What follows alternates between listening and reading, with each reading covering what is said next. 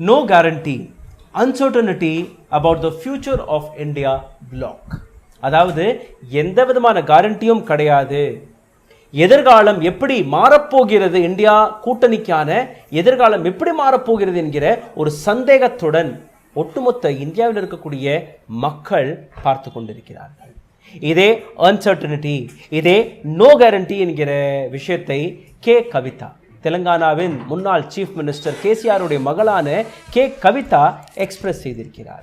ஏன் இந்த விஷயத்தை நான் எடுத்து வைக்கிறேன், எதற்காக இந்த விவகாரத்தை நாம் மிகவும் ஆழமாக பேச வேண்டிய அவசியம் இருக்கிறது என்று நீங்கள் பார்க்க வேண்டும். இந்தியா கூட்டணி என்டிஏவுக்கு எதிராக, பிஜேபிக்கு எதிராக ஒன்று சேர்ந்தார்கள். அதில் மம்தா பானர்ஜி, நிதிஷ்குமார், லாலு பிரசாத் யாதவ், கேஜ்ரிவால், காங்கிரஸ், இது போன்ற 28 கட்சிகள், எம்கே ஸ்டாலின், டிஎம்கே, இது போன்ற 28 கட்சிகள் ஒன்றிணைந்து நாங்கள் பிஜேபிக்கு எதிராக இந்த நாட்டில் டெமோக்ரஸியை காப்பாற்றுவதற்காக நாம் ஒன்றிணைந்திருக்கிறோம் என்று கூறினார்கள். ஆனால் நடந்தது என்ன?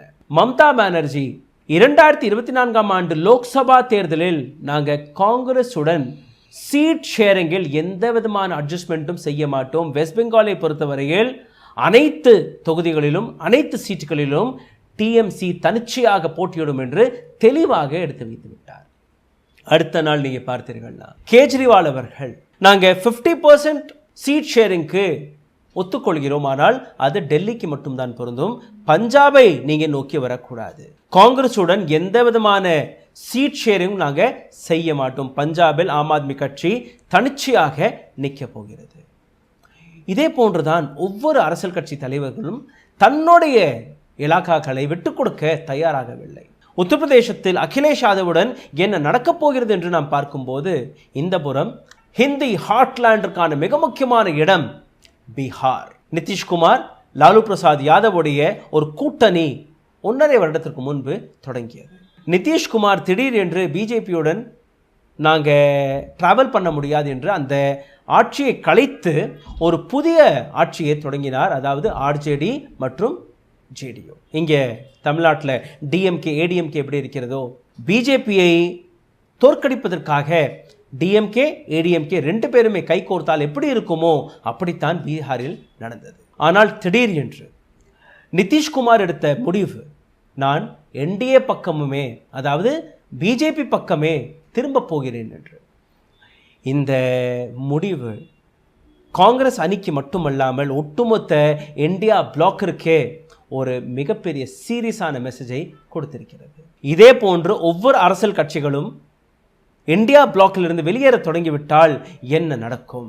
ஏன்னா நிதிஷ்குமாரை பொறுத்தவரையில் பிரைம் மினிஸ்டர் மோடிக்கு ஈடாக ஈக்குவலாக இருக்கக்கூடிய, அல்ல அவரை விட ஒரு படி மேலே இருக்கக்கூடிய தலைவர் யார் என்றால் அது நிதிஷ்குமார் மட்டும்தான் என்று முடிவெடுத்தார்கள். நிதிஷ்குமாரும் நீங்க பார்த்தீர்கள்னா இந்த இந்தியா அலைன்ஸை கொண்டு வருவதற்காக மிக முக்கியமான பேக்போன் வேலையை பார்த்த நபர் யார் என்றால் அதுவும் நிதிஷ்குமார் தான். எந்த விதமான ஊழல் குற்றச்சாட்டும் அவர் மீது கிடையாது. அன்சேலஞ்ச்ட் லீடர் ஆஃப் இந்தியா. ஆனால் நிதிஷ்குமாரை பற்றி பல்வேறு சர்ச்சைகள் எப்படி இருந்தது என்றால், நிதிஷ்குமார் சீஃப் மினிஸ்டர் பதவியை பீகார் அரசாங்கத்தை விட்டு சென்ட்ரல் அரசாங்கத்திற்கு வர ஆசைப்படுகிறார். தேஜஸ்வி யாதவ் கையில் பீகாருடைய அனைத்து பொறுப்பையும் ஒப்படைத்துவிட்டு அவர்தான் பிரைம் மினிஸ்டர் கேண்டிடேட்டாக தன்னை முன்னில் நிற்க வைக்கிறார் என்று பல்வேறு சர்ச்சைகள் வெளிவந்தது.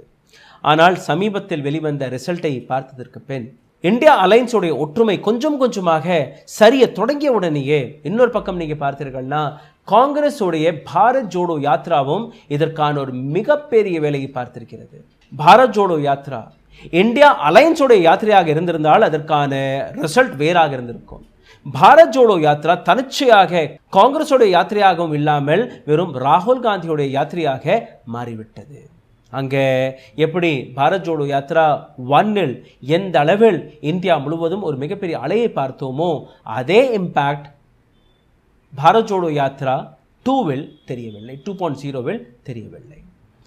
இந்த இடத்தில் நீங்கள் பார்த்தீர்கள்னா கோதி மீடியாவும் அதற்கான ஒரு மிகப்பெரிய வேலை பார்த்து வருகிறார்கள். கோதி மீடியா இந்த பாரத் ஜோடோ யாத்ரா 2 இதற்கான டெலிகாஸ்டை செய்வதில் அதை பற்றி பெரிதாக எங்கேயுமே காட்டுவதும் அல்ல. காங்கிரஸோடைய பிடியிலிருந்து ஒட்டுமொத்த இந்தியாவே கொஞ்சம் கொஞ்சமாக நழுவி விட்டது. வெறும் 3 ராஜ்யங்களில் மட்டும்தான் அவர்களுடைய ஆட்சி இருக்கிறது. இந்த பக்கம் பார்த்தீர்கள்னா சிவசேனா எந்த பக்கம் திரும்பும் என்றே அவர்களுக்கு தெரியவில்லை. Original Shiv Sena, duplicate Shiv Sena. பீகாரை பொறுத்தவரையில் ஆர்ஜேடி, ஜேடியு, இப்போ ஜேடியு கலந்து கொண்டது. இன்னொரு பக்கம் பார்த்தீர்கள்னா எந்த ஆம் ஆத்மி கட்சி காங்கிரஸை டெல்லியிலிருந்து காலி செய்ய வைத்தார்களோ அதே காங்கிரஸுடன் அவர்கள் கைகோர்க்க முன்வந்திருக்கிறார்கள். எப்படி இந்த கூட்டணி எல்லாம் வேலை பார்க்கும் என்று நீங்கள் பார்க்க வேண்டும். இதே இடத்தில் நீங்கள் இன்னொரு விஷயத்தை பாருங்கள். நிதிஷ்குமார் இந்த முடிவை எடுத்த உடனேயே மம்தா பானர்ஜியுடன் எந்த ஓட் ஷேரை மறுத்து வந்தார்களோ, இப்போ மம்தா பானர்ஜியும் கைவிட்டு போய்விட்டால் என்ன நடக்கும் என்கிற அந்த அச்சத்தில் மல்லிகார்ஜுன் கர்கே அவர்கள் உடனடியாக மம்தா பானர்ஜியிடம் போய் சீட் ஷேரிங்கான அந்த பேச்சுவார்த்தையை துவக்கிவிட்டார். அதாவது மம்தா பானர்ஜி அவர்களே, நீங்கள் எங்கேயுமே போக தேவையில்லை, நீங்கள் எப்படி கூறுகிறீர்களோ, எந்த விதமான சீட் ஷேரிங்க்கு நீங்கள் ஒத்துக்கொள்கிறீர்களோ அப்படியே நடக்கட்டும் என்கிற ஒரு விஷயத்தையும் எடுத்து வைத்து விட்டார். அதாவது நிதிஷ்குமார் போனால் பரவாயில்லை, ஆனால் மீதம் இருக்கக்கூடிய அரசியல் கட்சிகள், மீதம் இருக்கக்கூடிய அரசியல் தலைவர்கள் அப்படியே இருக்க வேண்டும் என்கிற ஒரு முடிவை இன்னைக்கு காங்கிரஸ் எடுக்க கட்டாயப்படப்படுது. காங்கிரஸோடைய ஹோல்ட் மூத்த கட்சியாக இருந்தால் கூட காங்கிரஸோடைய ஹோல்ட் ஒவ்வொரு ஸ்டேட்டிலிருந்தும் கொஞ்சம் கொஞ்சமாக நழுவ தொடங்கிவிட்டது. காங்கிரஸை யாருமே முழுமையாக ஏற்றுக்கொள்வோம், நீங்கள் தான் பிரைம் மினிஸ்டர் கேண்டிடேட், நீங்கள் தான் இந்த நாட்டை நடத்த வேண்டும் என்கிற எந்த விதமான ஸ்டேட்மெண்ட்டையும் யாருமே கொடுக்க தயாராகவில்லை. அந்த நிலையில் இன்னைக்கு காங்கிரஸ் தள்ளப்பட்டிருக்கிறது. அதே நேரத்தில் வரக்கூடிய தேர்தல் இவிஎம் வழியாக நடந்தால் அல்ல பேலட் பேப்பர் வழியாக நடந்தால் என்ன நடக்கும் என்கிற ஒரு போராட்டம் சிவில் சொசைட்டி சார்ந்த நபர்கள் பல்வேறு இடங்களில் நடத்த தொடங்கிவிட்டார்கள். காங்கிரஸ் மீதும் எங்களுக்கு நம்பிக்கை கிடையாது, பிஜேபி மீதும் எங்களுக்கு நம்பிக்கை கிடையாது, உங்களுடைய எலெக்ஷன் ப்ராசஸ் மீது எங்களுக்கு நம்பிக்கை கிடையாது என்கிற விஷயத்தை தொடர்ந்து எழுப்ப தொடங்கிவிட்டார்கள். பேலட் பேப்பரை கொண்டு வருவதற்கான பேச்சுவார்த்தைக்கு கூட இனி நேரம் கிடையாது என்கிற ஸ்டேட்மெண்ட்டை காங்கிரஸ் இன்னைக்கு கொடுத்திருக்கிறது. அந்த காலம் முடிந்து விட்டது. ஆனால் இதே காங்கிரஸ் தான் 2004ஆம் ஆண்டு ஒட்டுமொத்த இந்தியாவில் இவிஎம்ஐ கொண்டு வந்தார்கள். இன்னைக்கு இவிஎம் வேண்டாம் என்று கூச்சல் போடக்கூடிய இதே காங்கிரஸ் எங்களுடைய சாசனம் வந்தால் இந்த நாட்டில் ஒரு டிரான்ஸ்பரண்டான தேர்தலை நாங்கள் நடத்துவோம், இதற்கு பின் எப்பவுமே இவிஎம் போன்ற மிஷன்ஸ்களை வைத்து தேர்தல் நடத்த மாட்டோம் என்கிற மேனிஃபெஸ்டோ உங்களால் தயார் செய்ய முடியுமா? நீங்க இந்த உறுதியை கொடுக்க முடியுமா? எதெல்லாம் இந்த நாட்டுக்கு எதிராக நடந்திருக்கிறதோ, எந்தெந்த சட்டங்கள் இந்த நாட்டுக்கு எதிராக கொண்டு வரப்பட்டதோ அனைத்தையுமே நாங்கள் கலைப்போம் என்கிற விஷயத்தை வைத்து, இந்த நாட்டில் இருக்கக்கூடிய பிரச்சனைகளை வைத்து, இஷ்யூஸ்களை வைத்து 2024 எலெக்ஷனில் இந்த அனைத்து 28 கட்சிகளும் களம் இறங்கினால் என்ன நடக்கும்?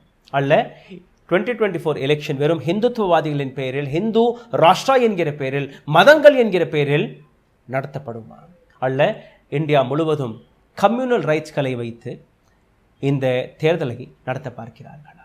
அப்படி இந்த தேர்தலுக்கு பின் ஒன் நேஷன் ஒன் எலெக்ஷன் இந்த திட்டம் வந்துவிட்டால் அடுத்த எலெக்ஷன் எப்படியாக மாறும்?